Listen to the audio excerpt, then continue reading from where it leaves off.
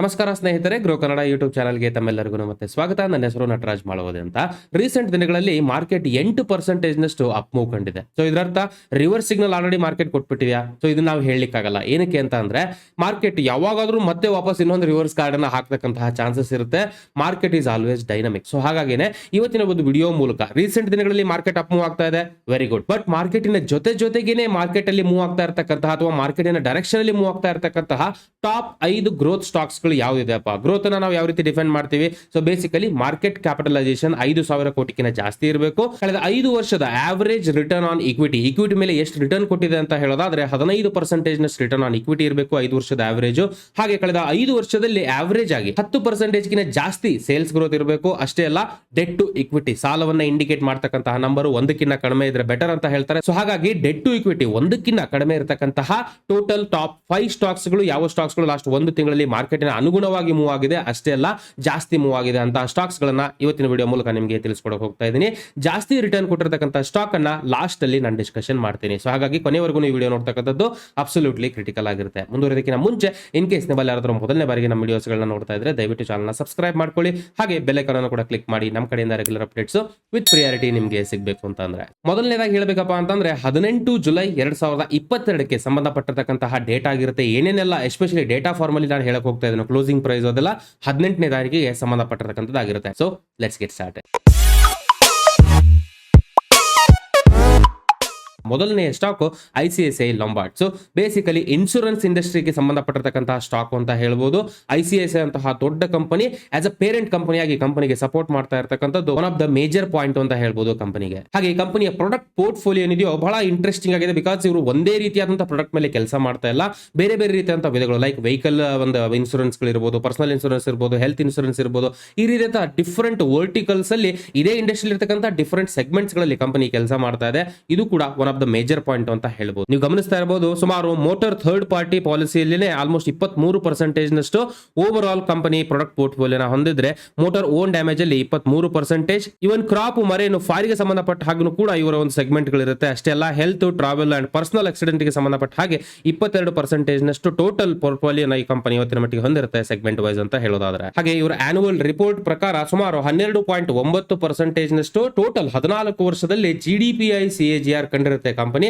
ಹಾಗೆ ಸುಮಾರು 8.1% ನಷ್ಟು ಇವತ್ತಿನ ಮಟ್ಟಿಗೆ ಮಾರ್ಕೆಟ್ ಶೇರ್ ನ ಹೊಂದಿರುತ್ತೆ GDPI ಪ್ರಕಾರ. ಅಷ್ಟೇ ಅಲ್ಲ, 88,545 ಏಜೆಂಟ್ಸ್ ಗಳು ಹಾಗೆ 908 ವರ್ಚುವಲ್ ಆಫೀಸರ್ಸ್ ಗಳನ್ನ ಕಂಪನಿ ಇವತ್ತಿನ ಮಟ್ಟಿಗೆ ಹೊಂದಿರುತ್ತೆ. ಹಾಗೆ ಫಿನಾನ್ಷಿಯಲ್ ಇಯರ್ 2022 ಅಲ್ಲಿ ICICI ಲೊಂಬಾರ್ಡ್ ಹಾಗೆ ಭಾರತಿ ಎಕ್ಸಾ ಈ ಎರಡು ಕಂಪನೀಸ್ ಗಳು ಮರ್ಜ್ ಆಗಿದೆ. ಸೊ ಈ ಒಂದು ಮರ್ಜರ್ ಏನಿದೆಯೋ ಕಂಪನಿಗೆ ಲಾಭವನ್ನ ತಂದುಕೊಟ್ಟಿದೆ. ಬೇಸಿಕಲಿ ಈ ಒಂದು ಮರ್ಜರ್ ಮೂಲಕ ಇವರ ಆಪರೇಟಿಂಗ್ ಎಫಿಷಿಯನ್ಸೀಸ್ ಗಳನ್ನ ಇಂಪ್ರೂವ್ ಮಾಡ್ಕೊಳ್ಳೋದ್ರ ಮೂಲಕ ಕಾಸ್ಟ್ ಅನ್ನ ರೆಡ್ಯೂಸ್ ಮಾಡಿದ್ದಾರೆ. ಇದ್ರ ಪ್ರಕಾರ ರೀಸೆಂಟ್ ದಿನಗಳಲ್ಲಿ ಡೇಟಾ ಅಂತ ಹೇಳೋದಾದ್ರೆ $0.7 ಬಿಲಿಯನ್ ನಷ್ಟು ಅಮೌಂಟ್ ಅನ್ನ ಗಳಿಸಿದ್ದಾರೆ. ಅಷ್ಟೇ ಅಲ್ಲ, ಬರ್ತಕ್ಕಂಥ ದಿನದಲ್ಲಿ ಅರ್ನಿಂಗ್ ಇನ್ನೂ ಜಾಸ್ತಿ ಆಗ್ತಕ್ಕಂತಹ ನಿರೀಕ್ಷೆಗಳು ಕೂಡ ಇರುತ್ತೆ ಈ ಕಂಪನಿ ಮೇಲೆ. ಹಾಗೆ ರೀಸೆಂಟ್ ದಿನಗಳ ಪ್ರಕಾರ ಅಂತ ಹೇಳೋದಾದ್ರೆ ಸುಮಾರು 14.24% ನಷ್ಟು ರಿಟರ್ನ್ ಅನ್ನ ಹೂಡಿಕೆದಾರರಿಗೆ ಕಂಪನಿ ತಂದುಕೊಟ್ಟಿರುತ್ತೆ. ಹಾಗೆ ಕಂಪನಿಗೆ ಇರತಕ್ಕಂಥ ಮೇಜರ್ ಅಡ್ವಾಂಟೇಜ್ ಏನಪ್ಪಾ ಅಂತ ಅಂದ್ರೆ ಸುಮಾರು 2.46 ಇವರು ಒಂದು ಸಾಲ್ವೆನ್ಸಿ ರೇಷಿಯೋನ ಹೊಂದಿರ್ತಾರೆ. ಇನ್ಶೂರೆನ್ಸ್ ಇಂಡಸ್ಟ್ರಿಯಲ್ಲಿ ಸಾಲ್ವೆನ್ಸಿ ರೇಷಿಯೋ ಅಂದ್ರೆ ಯಾವ ರೀತಿ ಕ್ಯಾಶ್ ಫ್ಲೋ ಬರ್ತಾ ಇದೆ ಅಲ್ವಾ ಇನ್ಶೂರೆನ್ಸ್ ಕಂಪನಿಗೆ, ಆ ಕ್ಯಾಶ್ ಫ್ಲೋ ಅನ್ನ ಎಷ್ಟು ಸೆಟಲ್ಮೆಂಟ್ ಡೀಲ್ ಇದೆ, ಇನ್ನೊಂದು ಸೆಟಲ್ಮೆಂಟ್ ಪೆಂಡಿಂಗ್ ಇದೆ ಅನ್ನೋದಕ್ಕೆ ಕಂಪೇರ್ ಮಾಡಿ ನೋಡ್ತಾರೆ. ಜಾಸ್ತಿ ಇದ್ದಷ್ಟು ಒಳ್ಳೆಯದು.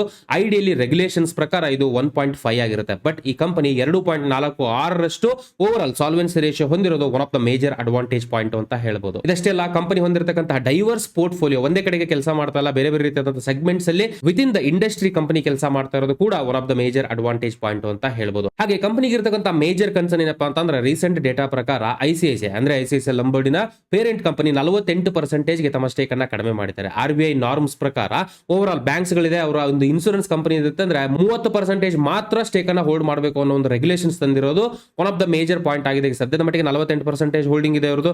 ಬಟ್ ಸಪೋಸ್ ಇದನ್ನ ಕ್ಯಾಪ್ ಮಾಡಬೇಕು ಅಂತಂದ್ರೆ ಇವರು ಸೆಲ್ ಮಾಡಬೇಕಾಗುತ್ತೆ ಅವರ ಶೇರ್ಸ್ ಗಳನ್ನ. ಆ ರೀತಿಯಾದಂತಹ ಸಮಯದಲ್ಲಿ ಸೆಲ್ಲಿಂಗ್ ಪ್ರೆಷರ್ ಬರ್ತಕ್ಕಂತಹ ಚಾನ್ಸಸ್ ಇರುತ್ತೆ ಈ ರೀತಿಯಾದಂತಹ ಸ್ಟಾಕ್ಸ್ ಗಳಲ್ಲಿ. ಇದು ಸದ್ಯದ ಮಟ್ಟಿಗೆ ಇರತಕ್ಕಂತಹ ಒಂದು ಥ್ರೆಟ್ ಅಥವಾ ಅನಾನುಕೂಲತೆ ಅಂತ ನಾವು ಹೇಳ್ಬೋದಾಗಿರುತ್ತೆ. ಇವಾಗ ಫೈನಾನ್ಷಿಯಲ್ ಮಾಹಿತಿನ ಅರ್ಥ ಮಾಡ್ಕೊಳ್ಳೋಣ. ನೀವು ಸ್ಕ್ರೀನ್ ಮೇಲೆ ಗಮನಿಸ್ತಾ ಇರಬಹುದು, ICICI ಲೊಂಬಾರ್ಡ್ ಸದ್ಯದ ಮಟ್ಟಿಗೆ 1271.75 ಟ್ರೇಡ್ ಆಗ್ತಾ ಇದೆ. ಪ್ರೈಸ್ ಟು ಅರ್ನಿಂಗ್ ರೇಷಿಯೋ 49.17 0.07 ಆಗಿರುತ್ತೆ. Debt to equity 0.03. ಕಳೆದ 5 ವರ್ಷದಲ್ಲಿ 16.34% ನಷ್ಟು ಸೇಲ್ಸ್ ಅಲ್ಲಿ ಕಾಂಪೌಂಡೆಡ್ ಗ್ರೋತ್ ಕಂಡಿದೆ ಕಂಪನಿ. ಹಾಗೆ ರಿಟರ್ನ್ ಆನ್ ಇಕ್ವಿಟಿ 15.13% ಆಗಿದ್ರೆ ಕಳೆದ 1 ವರ್ಷದಲ್ಲಿ ನೆಗೆಟಿವ್ ರಿಟರ್ನ್ -14.63%. ಹಾಗೆ ಕಳೆದ 5 ವರ್ಷದಲ್ಲಿ 20.98% ನಷ್ಟು ಪಾಸಿಟಿವ್ ಕಾಂಪೌಂಡೆಡ್ ರಿಟರ್ನ್ ಅನ್ನ ಹೂಡಿಕೆದಾರರಿಗೆ ಈ ಕಂಪನಿ ತಂದುಕೊಟ್ಟಿರುತ್ತೆ. 200 ಡೇ ಮೂವಿಂಗ್ ಅವರೇಜ್ ಸದ್ಯಕ್ಕೆ 1312 ಪ್ರೆಸೆಂಟ್ ಪ್ರೈಸ್ ಇದಕ್ಕಿಂತ ಕಡೆಗಳಿರೋದ್ರಿಂದ ಇದನ್ನ ನಾವು ನೆಗೆಟಿವ್ ಸ್ಟ್ರೆಂತ್ ಇಂಡಿಕೇಟ್ ಮಾಡ್ತಾ ಇದೆ ಅಂತ ಹೇಳ್ಬೋದು. 200 ಡೇ ಮೂವಿಂಗ್ ಅವರೇಜ್. ಹಾಗೆ RSI 14 64.16 60 ಮೇಲೆ ಕ್ರಾಸ್ ಆಗಿರೋದ್ರಿಂದ ಪಾಸಿಟಿವ್ ಟ್ರೆಂಡ್ ಸ್ಟಾರ್ಟ್ ಆಗ್ತಕ್ಕಂತಹ ಚಾನ್ಸ್ ಇದೆ ಅಥವಾ ಸ್ಟಾರ್ಟ್ ಆಗಿದೆ ಅಂತ ಹೇಳ್ಬೋದು. ಸಪೋಸ್ ಇದು 70 ಮೇಲೆ ಕ್ರಾಸ್ ಆಯಿತು ಅಂತಂದ್ರೆ ಓವರ್ ಬಾಟ್ ಕಂಡೀಷನ್ ಅಥವಾ ಜಾಸ್ತಿ ಬೈ ಮಾಡಿಬಿಟ್ಟಿದ್ದಾರೆ ಅನ್ನೋ ಒಂದು ಸಿಗ್ನಲ್ ನ ಇಂಡಿಕೇಟ್ ಮಾಡುತ್ತೆ RSI. ನಮ್ಮ ಲಿಸ್ಟ್ ಇರತಕ್ಕಂತಹ ಎರಡನೇ ಕಂಪನಿ ಬಂದು ರೂಟ್ ಮೊಬೈಲ್ ಅಂತ ಹೇಳ್ಕೊಂಡು ಹೆಸರು ಹೇಳೋ ಪ್ರಕಾರನೇ ಓವರ್ ಆಲ್ ಕ್ಲೌಡ್ ಕಮ್ಯುನಿಕೇಶನ್ ಗೆ ಸಂಬಂಧಪಟ್ಟ ಹಾಗೆ ಕೆಲಸ ಮಾಡ್ತಾ ಇರತಕ್ಕಂತ ಪ್ಲಾಟ್ಫಾರ್ಮ್ ಅಂತ ಹೇಳ್ಬೋದು. ನೀವು ಗಮನಿಸ್ತಾ ಇರಬಹುದು ಕಸ್ಟಮರ್ ಸಪೋರ್ಟ್ ಇರಬಹುದು, ಕಸ್ಟಮರ್ ಲಾಯಲ್ಟಿ ಇರಬಹುದು, ಪ್ರಮೋಷನ್ಸ್ ಇರಬಹುದು, ಲೀಡ್ ಕನ್ವರ್ಷನ್ ಇರಬಹುದು, ಕ್ಯಾಂಪೇನ್ ಇರಬಹುದು. ಈ ರೀತಿಯಾದಂತಹ overall cloud based communications ಅನ್ನ in terms of the voice calls, video calls, instant messaging, document sharing, conference calls, ಹಾಗೆ ಇಮೇಲ್, SMS ಫಿಲ್ಟರಿಂಗ್, ಈ ರೀತಿಯಾದಂತಹ ವಿಷಯಗಳನ್ನ ಕಂಪನಿ ಇವತ್ತಿನ ಮಟ್ಟಿಗೆ ಆಸ್ ಎ ಸರ್ವಿಸ್ ಕೊಡ್ತಾ ಇದೆ. ಇಂಟ್ರೆಸ್ಟಿಂಗ್ ಫ್ಯಾಕ್ಟ್ ಏನಪ್ಪಾ ಅಂತಂದ್ರೆ ಕಳೆದ 20 ವರ್ಷದ ಹಿಸ್ಟ್ರಿ ಇದೆ ಈ ಕಂಪನಿಗೆ. 20 ವರ್ಷದಿಂದ ಈ ಪರ್ಟಿಕ್ಯುಲರ್ ಫೀಲ್ಡ್ ಅಲ್ಲಿ ಅಂದ್ರೆ ಇನ್ನೇನು ಇಂಟರ್ನೆಟ್ ಸ್ಟಾರ್ಟ್ ಆಗಿದೆ ಅನ್ನೋ ಒಂದು ಸಮಯದಿಂದಾನೇ ಕಂಪನಿ ಕೆಲಸ ಮಾಡ್ಕೊಂಡು ಬಂದಿದೆ. ಇದು one of the major point ಅಂತ ಹೇಳ್ಬೋದು. ಸೋ ಫಾರ್ ಕಳೆದ ಒಂದು ತಿಂಗಳಲ್ಲಿ 14.75% ನಷ್ಟು ರಿಟರ್ನ್ ಅಥವಾ ಪಾಸಿಟಿವ್ ರಿಟರ್ನ್ ಸ್ಟಾಕ್ ಕಂಡಿರುತ್ತೆ. ಹಾಗೆ ರೀಸೆಂಟ್ ದಿನಗಳ ಒಂದು ಚೇಂಜಸ್ ಗಳ ಪ್ರಕಾರ ಇಂಟರ್ನೆಟ್ ಅನ್ನೋದು ಜಾಸ್ತಿ ಜನಗಳು ಯೂಸ್ ಮಾಡ್ತಾ ಇದ್ದಾರೆ. ಅಷ್ಟೇ ಅಲ್ಲ, ವೆರಿಫೈಡ್ ಯೂಸರ್ಸ್ ಗಳನ್ನ ಎಸ್ಪೆಷಲಿ ದೊಡ್ಡ ದೊಡ್ಡ ಪ್ಲಾಟ್ಫಾರ್ಮ್ಸ್ ಗಳು ವೆರಿಫೈಡ್ ಯೂಸರ್ಸ್ ಗಳನ್ನ ಹೊಂದಲಿಕ್ಕೆ ಅಥವಾ ಅವ್ರನ್ನ ಇಟ್ಕೊಳ್ಳಿಕ್ಕೆ ಜಾಸ್ತಿ ಇಷ್ಟಪಡುತ್ತೆ. ಸೊ ಹಾಗಾಗಿ SMS ವೆರಿಫಿಕೇಶನ್ ಇರಬಹುದು, ಇಮೇಲ್ ವೆರಿಫಿಕೇಶನ್ ಇರಬಹುದು, ಇವತ್ತಿನ ಕಂಡೀಷನ್ಗೆ ಅವಶ್ಯಕತೆ ಆಗಿದೆ ದೊಡ್ಡ ದೊಡ್ಡ ಕಂಪನೀಸ್ ಗಳಿಗೆ. ಹಾಗಾಗಿ ಮೇಜರ್ ಗ್ರೋತ್ ನಿರೀಕ್ಷಣೆ ಈ ಒಂದು ಪರ್ಟಿಕ್ಯುಲರ್ ಪ್ಲಾಟ್ಫಾರ್ಮ್ ಅಲ್ಲಿ ಇರುತ್ತೆ. ಆಬ್ವಿಯಸ್ಲಿ ಇಂಡಸ್ಟ್ರಿ ಇರತಕ್ಕಂತ ನಿರೀಕ್ಷಣೆಗಳಿದೆಯೋ ಪಾಸಿಟಿವ್ ನಿರೀಕ್ಷಣೆಗಳು ಈ ಕಂಪನಿಗೆ ಪಾಸಿಟಿವ್ ಆಗಿ ಇಂಪ್ಯಾಕ್ಟ್ ಆಗುತ್ತೆ. ಇದೇ ಸದ್ಯದ ಮಟ್ಟಿಗೆ ಇರತಕ್ಕಂತಹ ಮೇಜರ್ ಅಡ್ವಾಂಟೇಜ್ ಪಾಯಿಂಟ್ ಅಂತ ಹೇಳೋದಾದ್ರೆ. ಹಾಗೆ ಬಿಸ್ನೆಸ್ ಏನಿದೆಯೋ ಇವ್ರದ್ದು ಒಂದೇ ಕಡೆಗಿಲ್ಲ, ಒಂದೇ ಒಂದು ಲೊಕೇಶನ್ ಗೆ ಕೊಡ್ತಿಲ್ಲ, ಬರೀ ಇಂಡಿಯಾದಲ್ಲಿ ಮಾತ್ರ ಇಲ್ಲ, ಬೇರೆ ಬೇರೆ ರೀತಿಯಾದ ಕಂಟ್ರೀಸ್ ಗಳನ್ನು ಕೂಡ ತನ್ನ ಆಪರೇಷನ್ಸ್ ಗಳನ್ನ ಹೊಂದಿದೆ. ಹಾಗಾಗಿ ಸ್ಟ್ರಾಟಜಿಕ್ ರಿಸ್ಕ್ ಏನಿದೆಯೋ ಅದನ್ನ ಕಡಿಮೆ ಮಾಡುತ್ತೆ ಈ ಒಂದು ಕಂಪನಿಯಲ್ಲಿ. ಈ ಒಂದು ಪರ್ಟಿಕ್ಯುಲರ್ ಜಿಯೋಗ್ರಫಿಕಲಿ ಬೇರೆ ಬೇರೆ ರೀತಿಯಾದಂತಹ ಲೊಕೇಶನ್ಸ್ ಗಳಲ್ಲಿ ಇವರು ಬಿಸ್ನೆಸ್ ಹೊಂದಿರೋದು. ಇನ್ನ ಮೇಜರ್ ರಿಸ್ಕ್ ಅಂತ ಹೇಳೋದಾದ್ರೆ ಕಂಪನಿಗೆ ಇರತಕ್ಕಂಥದ್ದು ಸಿನ್ಸ್ ಈ ಟೆಕ್ನಾಲಜಿಗೆ ಸಂಬಂಧಪಟ್ಟಿರ್ತಕ್ಕಂಥ ಕಂಪನಿ ಆಗಿರೋದ್ರಿಂದ ಆಲ್ವೇಸ್ ಡಿಸ್ರಪ್ಷನ್ ಗೆ ಒಂದು ಪೊಟೆನ್ಶಿಯಲ್ ಇರುತ್ತೆ. ಬಿಕಾಸ್ ಏನಕ್ಕಂತ ಹೇಳೋದಾದ್ರೆ ಡಿಸ್ರಪ್ಷನ್ ಅಂದ್ರೆ ಯಾವುದೋ ಒಂದು ಹೊಸ ಎಂಟ್ರಿ ಬರುತ್ತೆ ಮಾರ್ಕೆಟ್ ಅಲ್ಲಿ, ಅವ್ರು ಆಟೋಮೆಟಿಕಲಿ ಮಾರ್ಕೆಟ್ ಕ್ಯಾಪ್ಚರ್ ಮಾಡ್ಬಿಡ್ತಾರೆ. ಲೈಕ್ ಫಾರ್ ಎಕ್ಸಾಂಪಲ್ SMS ಮುಂಚೆ ಆದ್ರೆ 100 ರೂಪಾಯಿ 200 ರೂಪಾಯಿ ಎಲ್ಲ ಕೊಟ್ಟು ಪ್ಯಾಕೇಜ್ ಹಾಕಿಸ್ಕೊಳ್ತಾ ಇದೀವಿ ನಾವು. ಬಟ್ ಇವತ್ತಿನ ಕಾಲಕ್ಕೆ ಆಟೋಮೆಟಿಕಲಿ ಫ್ರೀ ಮೆಸೇಜ್ ನಾವು ವಾಟ್ಸ್ಆಪ್ ಮೂಲಕ ನಾವು ಮಾಡ್ತಾ ಇದೀವಿ. ಅಥವಾ ಇವನ್ ಎಷ್ಟೋ ಸರ್ವಿಸ್ ಪ್ರೊವೈಡರ್ಸ್ ಗಳು, ಟೆಲಿಕಾಂ ಸರ್ವಿಸ್ ಪ್ರೊವೈಡರ್ಸ್ ಗಳು ಫ್ರೀ SMS ಅನ್ನು ಕೂಡ ಕೊಡ್ತಾ ಇದ್ದಾರೆ. ಸೊ ಹಾಗಾಗಿ any particular any given point of time disruption ಬರ್ತಕ್ಕಂಥ ಚಾನ್ಸಸ್ ಗಳು ಜಾಸ್ತಿ ಇರುತ್ತೆ. ಅಷ್ಟೇ ಅಲ್ಲ, ದೊಡ್ಡ ದೊಡ್ಡ ಬಿಸ್ನೆಸ್ ಗಳು ತಮ್ಮ ಒಂದು ವೆರಿಫಿಕೇಶನ್ ನಾವು ವಾಟ್ಸ್ಆಪ್ ಮೂಲಕನೇ ಮಾಡಬಹುದು ಬರ್ತಕ್ಕಂಥ ದಿನದಲ್ಲಿ. ಈ ರೀತಿಯಾದಂತಹ ಮೇಜರ್ ರಿಸ್ಕ್ ಅಥವಾ ಥ್ರೆಟ್ ಸದ್ಯದ ಮಟ್ಟಿಗೆ ಕಂಪನಿ ಮೇಲೆ ಇರುತ್ತೆ. ಇವಾಗ ಫೈನಾನ್ಷಿಯಲ್ ಮಾಹಿತಿನ ಅರ್ಥ ಮಾಡ್ಕೊಳ್ಳೋಣ ಕಂಪನಿದು. ರೂಟ್ ಮೊಬೈಲ್ ಸದ್ಯದ ಮಟ್ಟಿಗೆ 1338.95 ಟ್ರೇಡ್ ಆಗ್ತಾ ಇದ್ರೆ ಪ್ರೈಸ್ ಟು ಅರ್ನಿಂಗ್ ರೇಷಿಯೋ 50.8 ಆಗಿರುತ್ತೆ. Debt to equity 0.01. ಹಾಗೆ ಕಳೆದ 5 ವರ್ಷದಲ್ಲಿ 34.34% ನಷ್ಟು ಸೇಲ್ಸ್ ಅಲ್ಲಿ ಗ್ರೋತ್ ಕಂಡಿದ್ರೆ ಕಂಪನಿ. ರಿಟರ್ನ್ ಆನ್ ಇಕ್ವಿಟಿ 14.3 ಆಗಿರುತ್ತೆ. ಕಳೆದ 1 ವರ್ಷದಲ್ಲಿ ನೆಗೆಟಿವ್ ಅಂದ್ರೆ -36.95% ನಷ್ಟು ರಿಟರ್ನ್ ಅನ್ನ ನೆಗೆಟಿವ್ ರಿಟರ್ನ್ ಹೂಡಿಕೆದಾರರಿಗೆ ಕೊಟ್ಟಿರುತ್ತೆ. 200 ಡೇ ಮೂವಿಂಗ್ ಅವರೇಜ್ ಸದ್ಯಕ್ಕೆ 1527 ಇರುತ್ತೆ. ಅಂದ್ರೆ ಪ್ರೆಸೆಂಟ್ ಮಾರ್ಕೆಟ್ ಪ್ರೈಸ್ 1527 ಕೆಳಗಡೆ ಇರೋದ್ರಿಂದ ನೆಗೆಟಿವ್ ಟ್ರೆಂಡ್ ಅನ್ನ ಇಂಡಿಕೇಟ್ ಮಾಡ್ತಾ ಇದೆ ಅಂತ ನಾವು ಹೇಳ್ಬೋದು. RSI 56 almost 60 ಅಂಚಲ್ಲಿದೆ. ಬಟ್ ಸದ್ಯದ ಮಟ್ಟಿಗೆ ನ್ಯೂಟ್ರಲ್ ಅಂತ ಹೇಳ್ಬೋದು. 65 ಕ್ರಾಸ್ ಆಯ್ತು ಅಂತಂದ್ರೆ ಪಾಸಿಟಿವ್ ಮೂಮೆಂಟಮ್ ಪ್ರೈಸ್ ಅಲ್ಲಿ ಕಾಣ್ಲಿಕ್ಕೆ ಸಿಗಬಹುದು ನಮಗೆ ಇನ್ terms of the technical analysis. Well, ನಮ್ಮ ಲಿಸ್ಟ್ ಇರತಕ್ಕಂತಹ ಮೂರನೇ ಕಂಪನಿ ಬಂದು HPCL, ನಮ್ಮೆಲ್ಲರಿಗೂ ಗೊತ್ತಿರತಕ್ಕಂತಹ ಬ್ರಾಂಡ್ ಅಂತ ಹೇಳ್ಬೋದು, ಪೆಟ್ರೋಲ್ ಕಂಪನಿ. ಸೊ ಬೇಸಿಕಲಿ ಇವತ್ತಿನ ಕಂಡೀಷನ್ಗೆ ಕ್ರೂಡ್ ಆಯಿಲ್ ರಿಫೈನಿಂಗ್ ಇರಬಹುದು ಅಥವಾ ಮಾರ್ಕೆಟಿಂಗ್ ಇರಬಹುದು, ಈ ರೀತಿಯಾದ ಸರ್ವಿಸ್ ಅನ್ನ ಇವತ್ತಿನ ಮಟ್ಟಿಗೆ ಕಂಪನಿ ಕೊಡ್ತಾ ಇದೆ. 2018ರಲ್ಲಿ ONGC ಆಲ್ಮೋಸ್ಟ್ 51% ನಷ್ಟು ಸ್ಟೇಕ್ ಅನ್ನ ಗವರ್ಮೆಂಟ್ ಕಡೆಯಿಂದ ಈ ಕಂಪನಿಯಲ್ಲಿ ತಗೊಳುತ್ತೆ. ಸೊ ಇವತ್ತಿನ ಕಂಡೀಷನ್ಗೆ ONGC is the sole promoter ಅಂತ ಹೇಳ್ಬೋದು ಈ ಕಂಪನಿಗೆ. ಕಳೆದ ಒಂದು ತಿಂಗಳಲ್ಲಿ ಆಲ್ಮೋಸ್ಟ್ 15.04% ನಷ್ಟು ರಿಟರ್ನ್ ಅನ್ನ ಅಥವಾ ಪಾಸಿಟಿವ್ ರಿಟರ್ನ್ ಅನ್ನ ಸ್ಟಾಕ್ ಕಂಡಿರುತ್ತೆ. ಹಾಗೆ ಕಂಪನಿಗೆ ಇರತಕ್ಕಂತ ಮೇಜರ್ ಸ್ಟ್ರೆಂತ್ ಅಂತಂದ್ರೆ ಇವ್ರಿಗೆ ಇರತಕ್ಕಂತ ಮಾರ್ಕೆಟ್ ಪೊಸಿಷನ್ ಹಾಗೆ ಮಾರ್ಕೆಟ್ ಶೇರ್. ಸದ್ಯದ ಮಟ್ಟಿಗೆ ಕ್ರೂಡ್ ಆಯಿಲ್ ರಿಫೈನಿಂಗ್ ಇಂಡಸ್ಟ್ರಿಯಲ್ಲಿ ಸುಮಾರು 10% ನಷ್ಟು ಮಾರ್ಕೆಟ್ ಶೇರ್ ನ ಈ ಕಂಪನಿ ಹೊಂದಿರುತ್ತೆ. ಅಷ್ಟೇ ಅಲ್ಲ, 21% ನಷ್ಟು ಮಾರ್ಕೆಟ್ ಶೇರ್ ನ ಪೆಟ್ರೋಲಿಯಂ ಪ್ರಾಡಕ್ಟ್ ಪೈಪ್ ಲೈನ್ ಅಲ್ಲಿ ಈ ಕಂಪನಿ ಹೊಂದಿರುತ್ತೆ. ಸದ್ಯದ ಮಟ್ಟಿಗೆ 18,634 ರಿಟೇಲ್ ಔಟ್ಲೆಟ್ಸ್ ಗಳು ಹಾಗೆ ಸುಮಾರು 6,243 LPG ಡಿಸ್ಟ್ರಿಬ್ಯೂಷನ್ ನೆಟ್ವರ್ಕ್ ಅನ್ನ, ಸ್ಟ್ರಾಂಗ್ ನೆಟ್ವರ್ಕ್ ಅಂತ ಹೇಳ್ಬೋದು, ಇದನ್ನ ಹೊಂದಿರುತ್ತೆ ಸದ್ಯದ ಮಟ್ಟಿಗೆ ಕಂಪನಿ ಭಾರತದಲ್ಲಿ. ಹಾಗೆ ಕಂಪನಿಗೆ ಇರತಕ್ಕಂತ ಇನ್ನೊಂದು ಅಡ್ವಾಂಟೇಜ್ ಏನು ಅಂದ್ರೆ ಕಂಪನಿ ಇವತ್ತಿನ ಮಟ್ಟಿಗೆ ತನ್ನ ಫೆಸಿಲಿಟೀಸ್ ಗಳನ್ನ ಕೋಸ್ಟಲ್ ಏರಿಯಾಗಳಲ್ಲಿ ಹೊಂದಿರುತ್ತೆ. ಮುಂಬೈ ಇರಬಹುದು, ವೈಜಾಗ್ ಇರಬಹುದು, ಈ ರೀತಿಯಾದ ಕೋಸ್ಟಲ್ ಏರಿಯಾಸ್ ಗಳಲ್ಲಿ ಹೊಂದಿರೋದ್ರಿಂದ ಆಬ್ವಿಯಸ್ಲಿ ಟ್ರಾನ್ಸ್ಪೋರ್ಟ್ ಗೆ ಅಥವಾ ಇಂಪೋರ್ಟ್ ಮಾಡ್ಕೊಳ್ಳಿಕ್ಕೆ ಕ್ರೂಡ್ ಆಯಿಲ್ ಅನ್ನ ಈಸಿ ಆಗಿರುತ್ತೆ ಇವರಿಗೆ. ಇದು ಕೂಡ one of the major advantage ಅಂತ ಹೇಳ್ಬೋದು. ಹಾಗೆ ಡಿಸ್ಅಡ್ವಾಂಟೇಜ್ ಅಂತಂದ್ರೆ 2 ಮೇಜರ್ ಡಿಸ್ಅಡ್ವಾಂಟೇಜ್ ಇದೆ. ಮೊದಲನೇದಾಗಿ ಅಂತ ಹೇಳೋದಾದ್ರೆ ಕ್ರೂಡ್ ಆಯಿಲ್ ಮೇಲೆ ಇವರು ಡಿಪೆಂಡೆನ್ಸಿ ಇರತಕ್ಕಂಥದ್ದು. ಕ್ರೂಡ್ ಆಯಿಲ್ ಇಂಪೋರ್ಟ್ ಮಾಡ್ಕೊಳ್ತಾರೆ. ಸುಮಾರು 78% ನಷ್ಟು ಕ್ರೂಡ್ ಆಯಿಲ್ ಅನ್ನ ಇವರು ಇಂಪೋರ್ಟ್ ಮಾಡ್ಕೊಳ್ತಾರೆ, ಆಮದು ಮಾಡ್ಕೊಳ್ತಾರೆ ಹೊರಗಡೆಯಿಂದ. ಸೊ ಇದು ಮೇಜರ್ ರಿಸ್ಕ್ ಆಗಿರುತ್ತೆ. ಇರುತ್ತೆ in terms of the exchange ರೇಟ್ಸ್ಗಳು. ಈಗ foreign exchange USD rate change ಆಗ್ತಾ ಇರುತ್ತೆ, ಅದರ ಇಂಪ್ಲಿಕೇಶನ್ ಇಮಿಡಿಯೇಟ್ಲಿ ಇವ್ರ ಮೇಲೆ ಬೀಳುತ್ತೆ. ಅಷ್ಟೇ ಅಲ್ಲ, ಕ್ರೂಡ್ ಆಯಿಲ್ ಅಲ್ಲಿ ಇರತಕ್ಕಂತಹ ವಾಲಟಿಲಿಟಿ ಏನಿದೆಯೋ ಅಂದ್ರೆ ಆಲ್ಮೋಸ್ಟ್ ತುಂಬಾ ವಾಲಟೈಲ್ ಇನ್ಸ್ಟ್ರೂಮೆಂಟ್ ಅಂತ ಹೇಳ್ಬೋದು ರೀಸೆಂಟ್ ದಿನಗಳಲ್ಲಿ ಅಂತ ಹೇಳೋದಾದ್ರೆ $20 ಒಂದು ಬ್ಯಾರಲ್ಗೆ ಹೋಗಿತ್ತು, ಮತ್ತೆ $64 ಬ್ಯಾರಲ್ಗೆ ಹೋಗುತ್ತೆ. ಅದಾದ್ಮೇಲೆ ಇವತ್ತಿನ ಕಂಡೀಷನ್ ನಿಮ್ಗೆ ಆಲ್ರೆಡಿ ಗೊತ್ತಿದೆ. ಕ್ರೂಡ್ ಆಯಿಲ್ ಅನ್ನೋದೇನಿದೆಯೋ ಬಹಳ ವಾಲಟಿಲಿಟಿ ಇರತಕ್ಕಂತ ಇನ್ಸ್ಟ್ರೂಮೆಂಟ್. ಈ ವಾಲಟಿಲಿಟಿ ಇಂಪ್ಯಾಕ್ಟ್ ಏನಿದೆಯೋ ಡೈರೆಕ್ಟ್ ಪರಿಣಾಮ ಈ ಕಂಪನಿ ಮೇಲೆ ಬೀರೋದು ಕೂಡ one of the major disadvantage ಅಂತ ಹೇಳ್ಬೋದು. ಇವಾಗ ಫೈನಾನ್ಷಿಯಲ್ ಮಾಹಿತಿನ ಅರ್ಥ ಮಾಡ್ಕೊಳ್ಳೋಣ. HPCL 240.9 ಟ್ರೇಡ್ ಆಗ್ತಾ ಇದೆ. Price to earning ratio 4.68, debt to equity 1.17 ಆಗಿರುತ್ತೆ. ಹಾಗೆ ಕಳೆದ 5 ವರ್ಷದಲ್ಲಿ 13.29% ನಷ್ಟು ಸೇಲ್ಸ್ ಅಲ್ಲಿ ಗ್ರೋತ್ ಕಂಡಿದೆ ಕಂಪನಿ. ರಿಟರ್ನ್ ಆನ್ ಇಕ್ವಿಟಿ 18.35 ಆಗಿರುತ್ತೆ. ಕಳೆದ 1 ವರ್ಷದಲ್ಲಿ ನೆಗೆಟಿವ್ 11.45%, ಹಾಗೆ ಕಳೆದ 5 ವರ್ಷದಲ್ಲಿ ನೆಗೆಟಿವ್ -8.12% ನಷ್ಟು ನೆಗೆಟಿವ್ ರಿಟರ್ನ್ ಅನ್ನ ಹೂಡಿಕೆದಾರರಿಗೆ ಕಂಪನಿ ತಂದುಕೊಟ್ಟಿರುತ್ತೆ. ಸದ್ಯದ ಮಟ್ಟಿಗೆ 200 ಡೇ ಮೂವಿಂಗ್ ಅವರೇಜ್ 264 ಇರುತ್ತೆ. ಅಂದ್ರೆ ಕರೆಂಟ್ ಮಾರ್ಕೆಟ್ ಪ್ರೈಸ್ ಕಂಪೇರ್ ಮಾಡಿ ನೋಡೋದಾದ್ರೆ current market price 200 day moving average ಕೆಳಗಡೆಗೆ ಟ್ರೇಡ್ ಆಗ್ತಾ ಇರೋದ್ರಿಂದ ನೆಗೆಟಿವ್ ಸ್ಟ್ರೆಂತ್ ಅನ್ನ ಇಂಡಿಕೇಟ್ ಮಾಡ್ತಾ ಇದೆ ಅಂತ ಹೇಳ್ಬೋದು.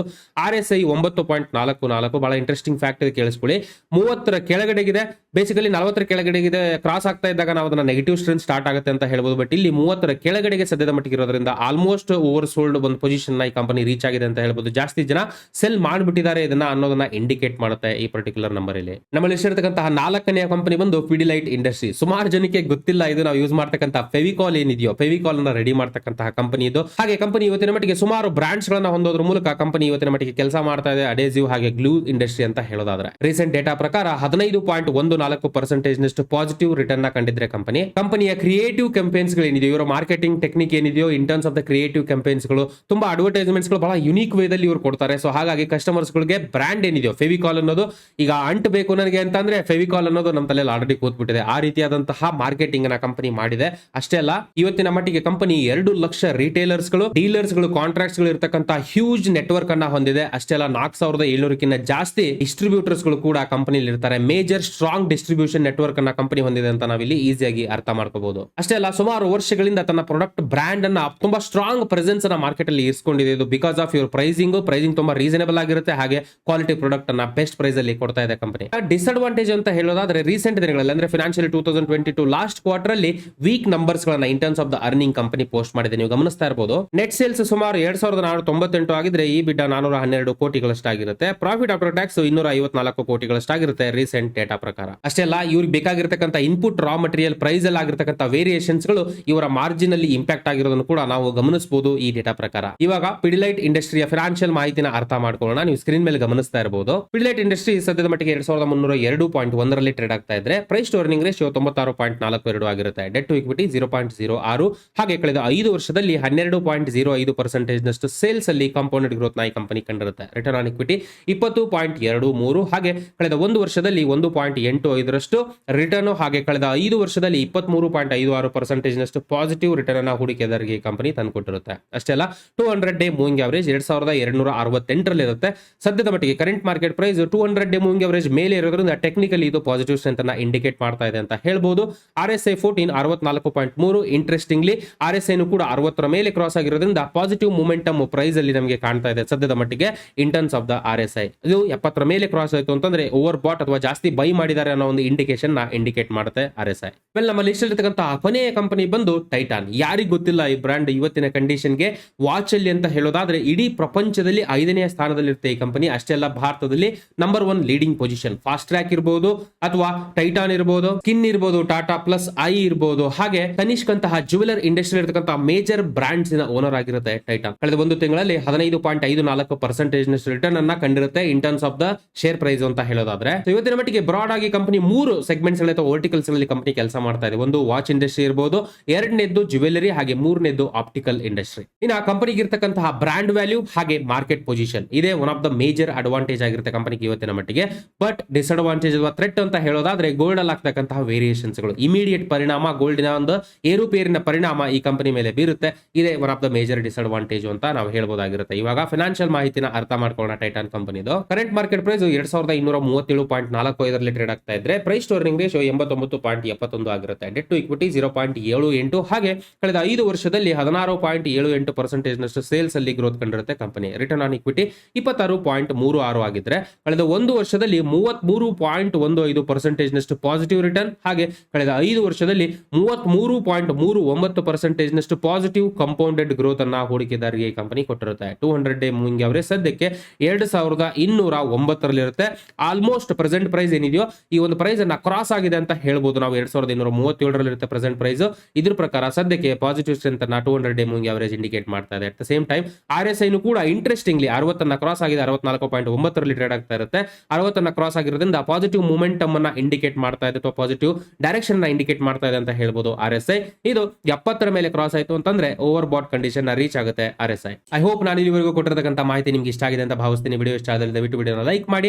ಹಾಗೆ ನಿಮ್ಗೆ ಏನೋ ಪ್ರಶ್ನೆಗಳಿದ್ರೆ ಇವತ್ತಿನ ವಿಡಿಯೋದಲ್ಲಿ ದಯವಿಟ್ಟು ಅದನ್ನ ಕಮೆಂಟ್ ಮೂಲಕ ತಿಳಿಸಿ. ನಿಮ್ಮ ಕಮೆಂಟ್ಸ್ಗಳು ಬಹಳ ಇಂಪಾರ್ಟೆಂಟ್ ಆಗಿರುತ್ತೆ ನಮಗೆ, ಅಥವಾ ಕಂಟೆಂಟ್ ಸಜೆಷನ್ ಇದ್ರೂ ಕೂಡ ಅದನ್ನ ನಮಗೆ ಕಮೆಂಟ್ ಮೂಲಕ ತಿಳಿಸಿ. ಮೋಸ್ಟ್ ಇಂಪಾರ್ಟೆಂಟ್ಲಿ ನಿಮ್ಮಲ್ಲಿ ಯಾರು ಹೊಸಬರಾಗಿದ್ದು ನಮ್ಮ ಚಾನಲ್ ಸಬ್ಸ್ಕ್ರೈಬ್ ಮಾಡ್ಕೊಂಡಿಲ್ಲ ಅಂತಂದ್ರೆ ಇದೇ ರೀತಿಯಾದಂತಹ ಫಿನಾನ್ಸ್ ಹಾಗೆ ಸ್ಟಾಕ್ ಮಾರ್ಕೆಟ್ ಅಪ್ಡೇಟ್ಸ್ಗಳು ನಮ್ಮ ಕಡೆಯಿಂದ ರೆಗ್ಯುಲರ್ ಆಗಿ ಕನ್ನಡದಲ್ಲಿ ನಿಮಗೆ ಸಿಗಬೇಕು ಅಂತಂದ್ರೆ ದಯವಿಟ್ಟು ಚಾನಲ್ ಸಬ್ಸ್ಕ್ರೈಬ್ ಮಾಡ್ಕೊಳ್ಳಿ. ಹಾಗೆ ಬೆಲ್ ಐಕಾನ್ ಕೂಡ ಕ್ಲಿಕ್ ಮಾಡಿ ಎಲ್ಲಾ ನೋಟಿಫಿಕೇಶನ್ಸ್ ಗಳನ್ನ ಎನೇಬಲ್ ಮಾಡಿ. ನಮ್ಮ ಕಡೆಯಿಂದ ಸುಮಾರು ಎಫರ್ಟ್ಸ್ ಗಳನ್ನ ಆಗ್ತಾ ಇದೀವಿ ನಿಮ್ಮವರೆಗೂ ಫಿನಾನ್ಸ್ ಮಾಹಿತಿನ ಸಿಂಪ್ಲಿಫೈಡ್ ವೇದಲ್ಲಿ ತಲುಪಿಸಬೇಕು ಅನ್ನೋ ಒಂದು ಉದ್ದೇಶ ಇಟ್ಕೊಂಡು ನಮಗೆ ಸಪೋರ್ಟ್ ಮಾಡಬೇಕು ಅಂತಂದ್ರೆ ದಯವಿಟ್ಟು ವಿಡಿಯೋನ ಲೈಕ್ ಮಾಡಿ, ಹಾಗೆ ಬೇರೆಯವರಿಗೆ ಶೇರ್ ಮಾಡಿ. ನಾನು ಇಲ್ಲಿವರೆಗೂ ಕೊಟ್ಟಿರತಕ್ಕಂತ ಮಾಹಿತಿ ಎಜುಕೇಶನಲ್ ಪರ್ಪಸ್ಗೆ ಮಾತ್ರ, ಯಾವುದೇ ರೀತಿಯ ಬೈಸೆಲ್ ರೆಕಮೆಂಡೇಶನ್ಸ್ ಅಲ್ಲ. ಯಾವುದೇ ಹೂಡಿಕೆಯನ್ನು ಮಾಡೋದಕ್ಕಿಂತ ಮುಂಚೆ ಪ್ರಾಪರ್ ಆಗಿ ಅನಲೈಸ್ ಮಾಡಿ ಡಿಸಿಷನ್ಸ್ ಗಳನ್ನ ತಗೊಳ್ತಕ್ಕದ್ದು. Because stock market investments are subject to market risk ಅಂತ ಹೇಳ್ತಾ ಈ ವಿಡಿಯೋನ ಇಲ್ಲಿಗೆ ಮುಗಿಸ್ತಾ ಇದ್ದೀನಿ. ಮತ್ತೆ ನಿಮಗೆ ನೆಕ್ಸ್ಟ್ ವಿಡಿಯೋದಲ್ಲಿ ಸಿಗ್ತೀನಿ. ಅಲ್ಲಿವರೆಗೂ ಜೈ ಹಿಂದ್.